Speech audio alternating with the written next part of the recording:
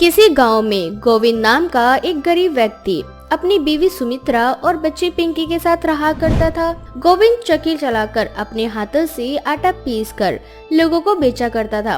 ऐसे ही एक दिन एक औरत उसके घर आती है और उससे बोलती है, अरे ओ गोविंद भैया, इस बार तुमने आटा बहुत ही ज्यादा मोटा पीसा है, रोटी में बिल्कुल भी स्वाद नहीं आ रहा। ये पकड़ो अपना आटा और इसे थोड़ा पतला पीस कर दो।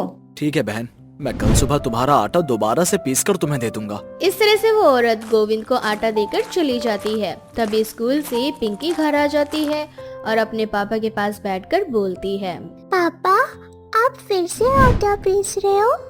हाँ बेटे। पर आपने बोला था आज जब मैं स्कूल से आऊंगी तो आप मेरे साथ खेलोगे।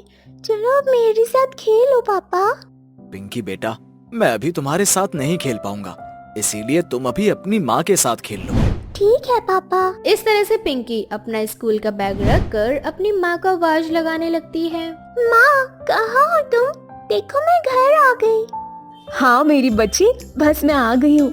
अब सुमित्रा पिंकी के पास आती है और पिंकी से बोलती है, क्या हुआ मेरी बिटिया को? क्यों बार बार मुझे आवाज लगा रही है? हाँ माँ मुझे आपके साथ छुपन छुपाई खेलना है।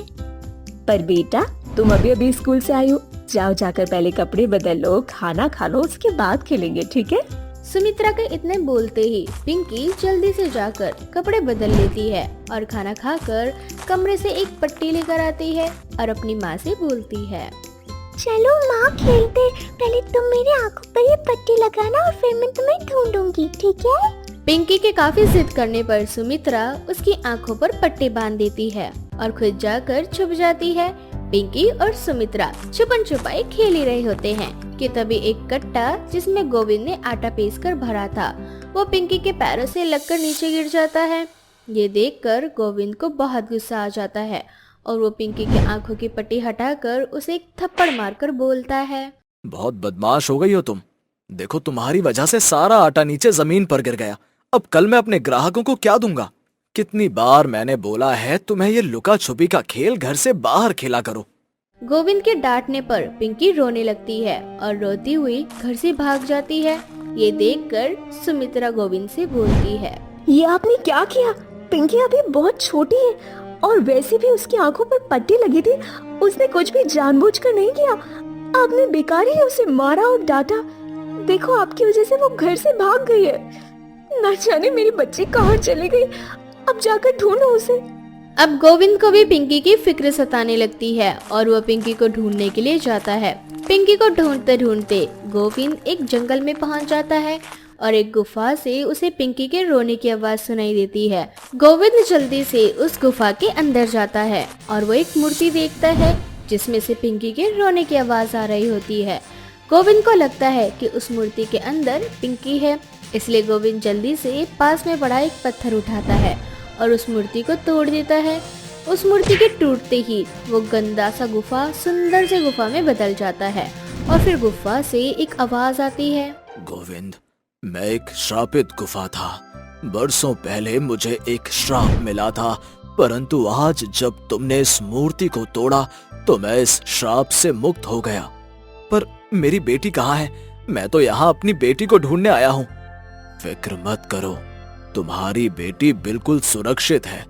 अब तक वो घर भी पहुंच गई होगी और मैं ये भी जानता हूँ कि तुम एक गरीब व्यक्ति हो जो आटा पीस कर अपने घर का गुजारा कर रहे हो और आज तुम्हारी बेटी से वो आटा जमीन पर गिर गया, इसीलिए तुमने उसे थप्पड़ मारा था, जिस वजह से वो रोती हुई घर से बाहर भाग गई और उसी को ढूंढते हुए तुम यहाँ आए हो।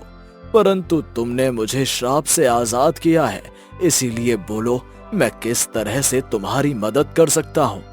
मैं तो एक गरीब आदमी हूँ, मैं क्या ही मांग सकता हूँ? मैं तो बस यही चाहता हूँ कि कल मैं अपने ग्राहकों को उन्हें उनका सारा आटा समय पर दे सकूं। गोविंद के इतना बोलते ही गोविंद के सामने एक छोटे से कटोरे में आटा आ जाता है और जादुई गुफा गोविंद से बोलता है, गोविंद, ये जादुई आटा है। इस आटे को तुम अपने आटे में मिला देना, जिसके बाद तुम्हारा आटा कभी खत्म नहीं होगा और तुम इस जादुई आटे से जो चाहे वो मांग सकते हो। पर तुम्हें इसके लिए एक मंत्र पढ़ना होगा। गोल गोल कटोरी में जादुई आटे, मेरे घर आए ग्राहकों का झोला भर दे आटे से। अब गोविंद जादुई आटे की कटोरी लेकर घर जाता है और बचे हुए आटों में मिला देता है, जिसके बाद वो देखता है कि उसका आधा भरा आटे का कट्टा पूरा भर जाता है। ये देखकर गोविंद को जादुई गुफा की बातों पर विश्वास हो जाता है, जिसके बाद वो अपने घर में रखे सभी ग्राहकों के झोलों को अपने पास रखता है और उसमें एक चुटकी जादुई आटा डालकर मंत्र पढ़ता है। गोल गोल कटोरी में जादुई आटे, मेरे घर आए ग्राहकों का झोला भर दे आटे से। गोविंद के मंत्र पढ़ते ही वहाँ रखे सभी झोलों के आटे से भर जाते हैं। ये देखकर गोविंद को बहुत खुशी होती है और वो अपनी बेटी पिंकी से माफी भी मांगता है। अगले दिन उसके ग्राहक जब अपना आटा लेने आते हैं तो गोविंद समय पर आटा दे देता है, जिस वजह से अब गांव के ज्यादातर लोग गोविंद के पास आकर ही अपना गेहूं देते। इस तरह से गोविंद जादुई आटे की मदद से लोगों के गेहूं पीसकर उन्हें देता। अब एक दिन गोविंद अपने आटे में से एक चुटकी आटा निकालकर अपने ग्राहकों के थैले में डाल देता है और मंत्र पढ़ता है, तो उसका पड़ोसी अजय सब कुछ देख लेता है और खुद से बोलता है, अच्छा तो ये बात है, इस मंत्र की वजह से ये गरीब गोविंद इतनी जल्दी सभी ग्राहकों का आटा पीस कर उन्हें समय से पहले दे देता है। परंतु कोई बात नहीं गोविंद भाई, आज रात को मैं तेरे इस आटे में से एक कटोरी आटा चुरा लूंगा और यही मंत्र पढ़ूंगा, फिर देखना कैसे लोग तेरी दुकान से मेरी दुकान पर आते हैं। इस तरह से रात हो जाती है। अजय गोविंद के घर आता है और उसके आटे में से एक कटोरा आटा चुरा लेता है और अपने घर जाकर एक कट्टे में उस आटे को डालकर मंत्र पढ़ता है। गोल गोल कटोरी में जादुई आटे, मेरे घर आए ग्राहकों का झोला भर दे आटे से। पर ये क्या, अजय के सही मंत्र पढ़ने के बाद भी जादुई आटा अपना कमाल नहीं दिखाता। ये देखकर अजय को बहुत हैरानी होती है और वो खुद से बोलता है, अरे ये क्या, ये मंत्र अपना काम क्यों नहीं कर रहा?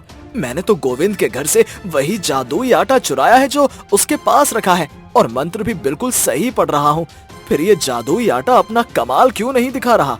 जहाँ अजय ये सब कुछ सोच सोच कर पागल हो रहा होता है तो वहीं दूसरी ओर गोविंद की बीवी गोविंद से बोलती है, गोविंद जी, आपको कैसे पता था कि आज रात को अजय हमारे घर में हमारा जादुई आटा चोरी करने आएगा और आपने उसे इतनी आसानी से हमारा जादुई आटा ले जाने दिया? आखिर क्यों? सुमित्रा, क्योंकि ये जादुई आटा तभी अपना जादू दिखाता है जब वो मंत्र जादुई गुफा अपनी मर्जी से किसी इंसान को देता है, और जादुई गुफा ने ये जादुई आटा और मंत्र मुझे अपनी मर्जी से दिया था, न कि अजय को।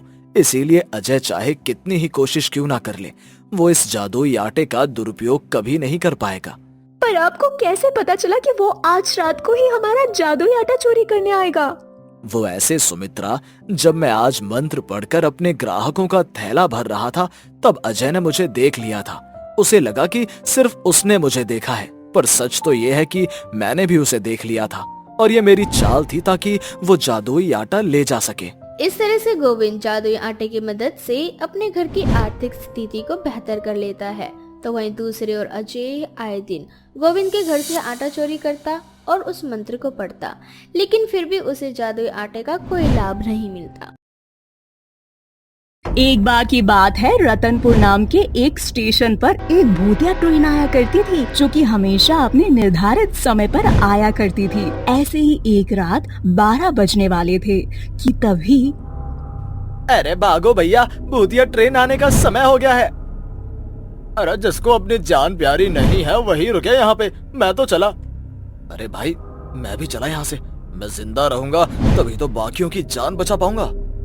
इस तरह से 5 मिनट के अंदर ही अंदर सभी लोग भाग जाते हैं और पूरा स्टेशन खाली हो जाता है। ठीक 12 बजे भूतिया ट्रेन स्टेशन पर आती है। उनमें से कुछ सवारी बाहर निकलते हैं और गायब हो जाते हैं। कुछ देर बाद स्टेशन मास्टर वहां आता है और उस भूतिया ट्रेन को हरी झंडी दिखाता है। हरी झंडी दिखाते ही ट्रेन वहां से निकल पड़ती है। ट्रेन के जाते ही सारे लोग बाहर आते हैं और एक दूसरे से बोलते हैं, छोटा सा तो स्टेशन है, यहाँ पर यात्री भी कुछ खास आते जाते नहीं है, ऊपर से ये भूतिया ट्रेन, न जाने इससे कब पीछा छूटेगा।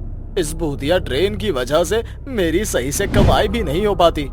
अरे भाई तुम्हें अपनी कमाई की पड़ी है, पर मुझे तो अपनी जान की पड़ी है। ऐसी भूतिया ट्रेन मैंने आज तक नहीं देखी।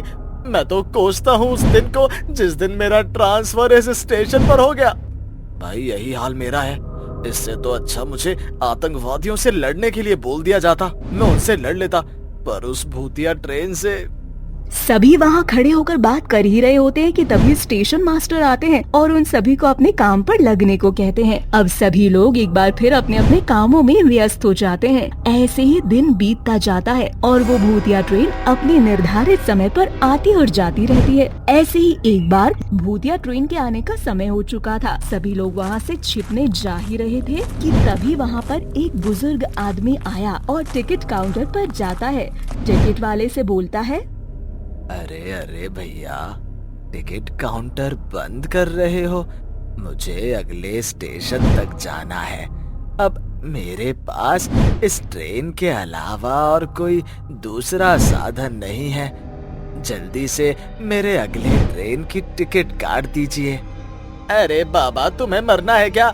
इस समय इस स्टेशन पर कोई ट्रेन नहीं आती है, न जाती है। अगली ट्रेन 4 घंटे बाद आएगी, उससे चले जाना। अरे नहीं नहीं बेटा, ऐसा मत कहो।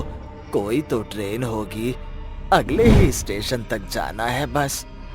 अरे बाबा, अभी की आने वाली ट्रेन मौत की ट्रेन है, बात को समझो। वो भूतिया ट्रेन है, अगर उसमें आप गए तो मारे जाओगे। अगर जान प्यारी है तो भाग जाओ। टिकट वाला ये बोल ही रहा होता है कि तभी उसके कानों में ट्रेन के आने की आवाज सुनाई देती है। अरे बाप रे, वो भूतिया ट्रेन आ रही है। बाबा छुप जाओ और मुझे जाने दो यहाँ से। इतना बोलकर टिकट वाला टिकट काउंटर बंद करके छिप जाता है। वहीं चाय वाला भी छिपने लगता है। तभी बाबा चाय वाले के पास जाकर उनसे बोलता है, अरे बाबा, चाय खत्म हो गई, अब कुछ नहीं है। अगर जान प्यारी है तो भाग जाओ यहाँ से। मैं तो चला छुपने, भूतिया ट्रेन आ चुकी है। अगर उसने हम में से किसी को भी यहाँ जिंदा खड़ा देख लिया तो वो ट्रेन हमें मार कर खा जाएगी। इतना बोलकर चाय वाला भी वहाँ से भाग जाता है। पूरा स्टेशन खाली होता है। बूढ़ा व्यक्ति चेयर पर जाकर बैठ जाता है कि तभी वहाँ भूतिया ट्रेन आती है। ट्रेन में से जो पैसेंजर उतरता है उसे देखकर बूढ़ा व्यक्ति खुद से बोलता है, अरे ट्रेन तो आ चुकी है और इसमें से इतने सारे लोग उतर रहे हैं। इसका मतलब ये ट्रेन अगले स्टेशन से होकर ही जाएगी। यहाँ के सारे लोग दलाल हैं। सबने मुझसे झूठ बोला कि ये भूतिया ट्रेन है। यदि ये ट्रेन भूतिया होती तो इसमें से इतने सारे यात्री नहीं उतर रहे होते। खैर, यहाँ के सभी लोगों की कंप्लेन मैं बाद में करूँगा। अभी तो मुझे बहुत इमरजेंसी है और अगले स्टेशन पर जाना है। इसी ट्रेन से चला जाता हूँ। इतना बोलकर बूढ़ा व्यक्ति ट्रेन के अंदर चला जाता है और उसे काफी यात्री मिलते हैं। उन यात्रियों को देखकर बूढ़ा व्यक्ति खुद से बोलता है, ट्रेन में तो काफी लोग हैं, इनसे ही पूछ लेता हूँ कि ट्रेन कहाँ तक जाएगी। बहन, ये ट्रेन कहाँ तक जाएगी? दोस्तों, इसी ने हमारी ट्रेन में आग लगाई थी और हम लोग जिंदा मर गए थे ताकि हम अपना आश्रम ना बना सके। यही है हमारा दुश्मन। क्यों दुश्मन? तुझे क्या लगा था तू हम विधवा औरतों को जिंदा ट्रेन में जलाकर मार देगा तो हम अपना आश्रम नहीं बनवा पाएंगे? तू होए उससे पहले हम तुझे मार डालेंगे। इतना बोलकर ट्रेन के अंदर जितनी भी औरतें थी सबने मिलकर उस बूढ़े व्यक्ति को मार डाला। उस आदमी को चलती ट्रेन से नीचे फेंक दिया गया। प्लेटफॉर्म पर उस बूढ़े व्यक्ति की लाश देखकर वहाँ पर लोग डर जाते हैं और बोलते हैं, इन बाबा को मैंने कितना समझाया था कि इस ट्रेन में मत जाना वरना जिंदा नहीं बचोगे। नहीं मानी इन्होंने मेरी बात। मैं जब से यहाँ आया हूँ तब से मेरे सामने ये 10वीं मौत हो चुकी है। आज मुझे स्टेशन मास्टर से बात करनी ही होगी। आखिर क्यों वो भूतिया ट्रेन स्टेशन मास्टर को कुछ नहीं करती और जब स्टेशन मास्टर हरी झंडी दिखाते हैं तभी वो ट्रेन वहाँ से चलती है। अब इंस्पेक्टर स्टेशन मास्टर के पास जाते हैं और इस घटना के बारे में बात करते हैं और उन्हें सबूत के तौर पर सीसीटीवी कैमरा दिखाते हैं। इसमें स्टेशन मास्टर देखते हैं कि उनकी हरी झंडी दिखाने पर ही भूतिया ट्रेन वहां से गुजरती है। ये देख कर के वो हैरान हो जाते हैं। इसके बाद वो एक तांत्रिक बाबा को बुलाते हैं तांत्रिक बाबा आते हैं और वो ठीक 12 बजे जब भूतिया ट्रेन आती है तो उस ट्रेन के अंदर जाते हैं। बाबा ट्रेन के अंदर जब जाते हैं तो उन्हें ट्रेन से जुड़ी सारी बातों के बारे में पता चल जाता है। इसके बाद बाबा अपनी जान बचाकर उस ट्रेन से नीचे उतरते हैं और ट्रेन के जाने के बाद वहाँ के सभी लोगों से बोलते हैं, कुछ साल पहले कुछ विधवा औरत इस ट्रेन से इस स्टेशन पर आ रही थी। इस स्टेशन के पास वो अपना एक वृद्धाश्रम बनाना चाहते थे जो सिर्फ विधवाओं के लिए होता, किंतु उनके कुछ दुश्मनों ने उनकी ट्रेन में आग लगा दी जिसमें वो सारी विधवा औरतें एक साथ मारी गईं। बस तभी से वो ट्रेन भूतिया बन गई। पर बाबा, इससे हम छुटकारा कैसे पाए? अगर ऐसे ही चलता रहा तो न जाने ये भूतिया ट्रेन कितने लोगों की जान ले लेगी। अगर मरने वाले की आखिरी इच्छा पूरी कर दी जाए तो उनकी आत्मा को शांति मिल जाती है। इसलिए तुम लोगों को इस स्टेशन पर एक आश्रम का ढांचा तैयार करना होगा और जब वो भूतिया ट्रेन स्टेशन पर आएगी और उसमें से यात्री उतरेंगे तब तुम्हें ये दिखाना होगा कि आश्रम बन चुका है और यहाँ कई सारे विधवा औरतें रहने लगी हैं। उन लोगों को इस बात से विश्वास हो जाएगा। जब उन्हें ये विश्वास हो जाएगा तो ये भूतिया ट्रेन इस स्टेशन पर आना बंद हो जाएगी। बाबा के कहने पर सभी लोग ऐसा ही करते हैं और उस स्टेशन पर एक आश्रम का ढांचा बनवाते हैं। हमेशा की तरह भूतिया ट्रेन अपने निर्धारित समय पर आती है और उसमें से कुछ यात्री बाहर निकलते हैं। जब वो उस आश्रम को उस स्टेशन पर देखते हैं तो उन्हें विश्वास हो जाता है कि आश्रम बन चुका है। इस तरह से उस भूतिया ट्रेन के अंदर सभी भूतों की आत्मा को शांति मिल जाती है, उनका सपना पूरा हो जाता है, जिसके बाद वो भूतिया ट्रेन कभी भी किसी को नजर नहीं आती। काजल शुरू से ही अमेरिका में पली बड़ी होती है, पर उसकी माँ हमेशा से यही चाहती थी कि उसकी बेटी इंडिया में रहे और इंडिया के तौर तरीके और वहाँ के कल्चर को अपनाए। इसलिए जब काजल के लिए अमन नाम के लड़के का रिश्ता आता है तो वो काजल की शादी अमन से करवा देती है। वहीं दूसरी ओर अमन की बहन अंजलि बहुत ज्यादा खुश थी क्योंकि उसकी भाभी अमेरिका से आ रही थी।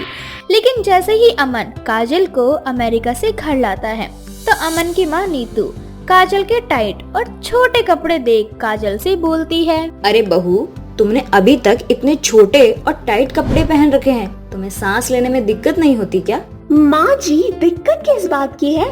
मैं शुरू से ही ऐसे कपड़े पहनती आ रही हूँ और मुझे ऐसे ही कपड़े पहनने की आदत है। क्या मैं अंदर आ सकती हूँ? हाँ हाँ बहू, बिल्कुल आ सकती है, लेकिन उससे पहले मैं तेरी आरती तो उतार लूं। इस तरह से नीतू अपनी नई बहू की आरती उतारती है और काजल घर के अंदर आती है।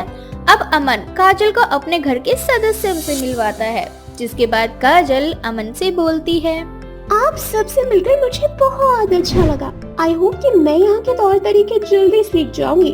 वैसे अमन, तुमने मुझे बताया था कि तुम्हारी एक छोटी बहन है अंजलि, वो कहाँ है? अंजलि अभी कॉलेज गई है, बस थोड़ी देर में आ जाएगी। इतनी देर में तुम लोग जाके फ्रेश हो जाओ, बहुत दूर से आए हो ना, थक गए होंगे। और बहू तुम जाके कोई सूट पहन लेना, तुम्हारे ये कपड़े बहुत टाइट हैं। नीतू के बोलने पर काजल अपने रूम में चली जाती है, पर अब भी वो टाइट कपड़े ही पहनती है। उसकी टाइट शॉर्ट्स, जीन्स और क्रॉप टॉप को देख अमन काजल से बोलता है, मैं क्या कह रहा था काजल कि अभी हम घर में हैं तो कुछ भी पहन सकती हो, तुम्हें इतने टाइट कपड़े पहनने की जरूरत नहीं है। मुझे तो समझ नहीं आ रहा अमन कि तुम क्या कहना चाहते हो। ये शादी से पहले ही मैंने तुम्हें साफ साफ कह दिया था कि शादी के बाद भी मैं ऐसे ही कपड़े पहनूंगी, और तुमने भी मुझे कहा था तुम्हें मेरे टाइट कपड़ों से कोई प्रॉब्लम नहीं है। फिर तुम मुझे अभी ये ढीले कपड़े पहनने के लिए और दूसरे कपड़े पहनने के लिए क्यों फोर्स कर रहे हो? काजल, क्योंकि ये इंडिया है और मेरी माँ थोड़ी पुराने ख्यालातों की है और हम जिस मोहल्ले में रह रहे हैं यहाँ की औरतें भी बातें बनाती हैं और मैं नहीं चाहता कि कोई तुम्हारे फिगर को लेकर या तुम्हारे कपड़ों को लेकर कोई कमेंट करे। अमन की बातें सुनकर काजल का मूड ऑफ हो जाता है और उन दोनों के बीच बहस होने लगती है। तभी नीतू उन दोनों का बाहर खाना खाने के लिए आवाज लगाती है, जिसके बाद वो दोनों अपनी लड़ाई को साइड में रखकर हंसते हुए एक साथ बाहर जाते हैं। लेकिन जैसे ही काजल उन कपड़ों में बाहर आती है तो नीतू अपनी बहू से ऐसे कपड़े देखकर एक बार फिर से बोलती है, पता नहीं कौन से दर्जी से तूने अपने ये कपड़े सिलवाए हैं। कल मूहे ने तेरे सारे कपड़े टाइट कर दिए हैं। माँ जी, मुझे टाइट कपड़े पहनने पसंद है। एक्चुअली मैं खुद को ऐसे कपड़ों में ही कंफर्टेबल फील कर पाती हूँ। और वैसे भी कहते हैं ना, जिन कपड़ों में आप कंफर्टेबल हो आपको वही कपड़े वेयर करना चाहिए। वो सब खाने के टेबल पर बैठकर बात कर ही रहे होते हैं कि तभी अंजलि भी घर आ जाती है और अपने सामने अपनी गोरी मैम जैसी भाभी को देखकर बहुत ज्यादा खुश होती है। उससे भी ज्यादा खुशी अंजलि को इस बात की होती है कि उसकी भाभी भी उसी की तरह छोटे और टाइट कपड़े पहनने वालों में से एक है। जिसके बाद अंजलि अपनी भाभी के गले लगती है और अपनी भाभी से बोलती है, वाह भाभी, आप कितनी प्यारी हो। आप बिल्कुल वैसी ही भाभी हो जैसी मुझे चाहिए थी। आपका ड्रेसिंग सेंस बिल्कुल मेरे ड्रेसिंग सेंस की तरह है। मैं हमेशा से चाहती थी कि मेरी भाभी ऐसी हो जो मेरी तरह कपड़े पहने, और आप बिल्कुल वैसी है। चलो, इस घर में कोई तो आया जो मुझे कपड़ों के लिए सपोर्ट करेगा, ना कि सुनाया करेगा। तो तुम हो मेरी प्यारी छोटी ननद। मुझे तुमसे मिलकर बहुत अच्छा लगा। अब अंजलि भी अपने परिवार वालों के साथ बैठकर खाना खाती है। अब अगले दिन काजल की मुंह दिखाई होती है और नीतू अपने हाथों में साड़ी और कुछ गहने लेकर काजल के पास जाती है और उससे बोलती है, बहू, आज तेरी मुंह दिखाई है, इसीलिए ये साड़ी तुझे पहनना पड़ेगा। और हाँ, कुछ गहने लेकर आई हूँ। देख बहू, आज तू ये साड़ी और गहने पहनकर शाम को नीचे आ जाना। मेरी इंसल्ट मत करवाना, बहुत सारे मेहमान आने वाले हैं घर में। इतना बोलकर नीतू वो साड़ी और गहने रखकर वहाँ से चली जाती है। जिसके बाद काजल भी अपनी सास की लाज रखने के लिए वो साड़ी और ब्लाउज पहन लेती है। लेकिन वो ब्लाउज काफी ज्यादा ढीला होता है जो कि काजल को अच्छा नहीं लगता।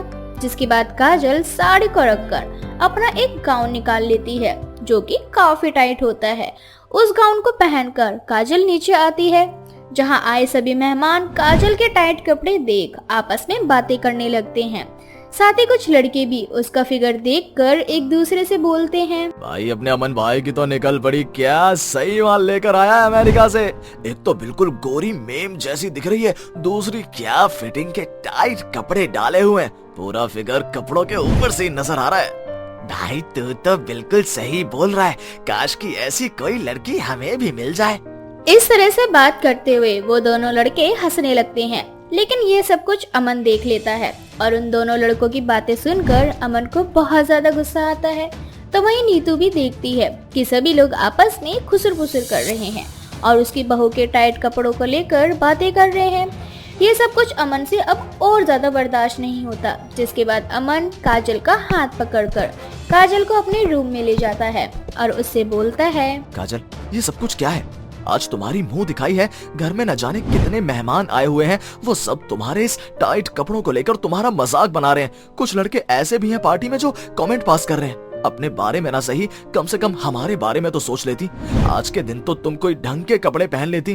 बिना सच जाने तो मुझ पर नहीं चिल्ला सकते अमन। मैं माँ जी की दी हुई साड़ियाँ ही पहन रही थी, परंतु तुम्हारी माँ ने जो साड़ी दी उसका ब्लाउज इतना ज्यादा ढीला है कि मैं उसे नहीं पहन पाई, और मेरे पास कोई दूसरी साड़ी नहीं रखी थी। बस इसीलिए मैंने ये गाउन पहना, और इस गाउन में मेरा पूरा शरीर ढका हुआ है।